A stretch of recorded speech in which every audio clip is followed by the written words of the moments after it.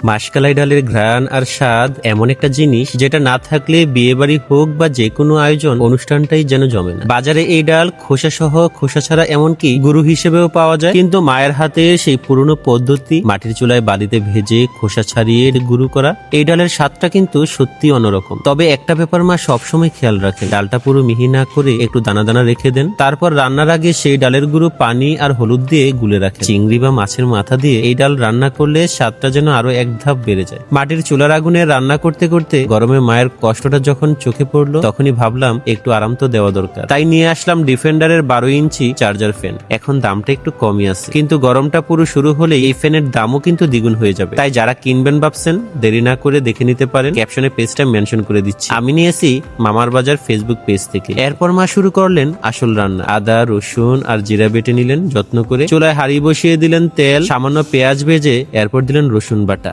সাথে হলুদ আর মরিচ গুঁড়ো। এরপর দিলেন এলাচ, দারুচিনি, তেজপাতা। সব মিলে দারুণ একটা গ্রান উঠতে লাগলো। ভালো করে কষানোর পর আগে থেকে গুলে রাখা ডালটা ঢেলে দিলেন, পানি দিয়ে ভরে দিলেন হাঁড়ি। তারপরে শুরু হলো ধৈর্যের কাজ। ডালটা যেন নিচে না ধরে যায় সেজন্য অনবরত নাড়তে হয়। এরপর আদা বাটা আর জিরা বাটা দিয়ে সামান্য গরম মশলা। ডালটা যখন ফুটতে ফুটতে বাড়ি হয়ে এলো, শেষে কাঁচামরিচ আর ধনিয়া পাতা ছড়িয়ে দিলেই রান্না শেষ। ব্যাস, মায়ের হাতের মাসকালাই ডাল একদম প্রস্তুত। এই ডালের ঘ্রাণে স্বাদে পুরোনো দিনের স্মৃতিগুলোও যেন ভেসে উঠে। আচ্ছা, এই ডালটা কার কার কতটা প্রিয়, ভালো লাগলে অবশ্যই শেয়ার করে দিবেন।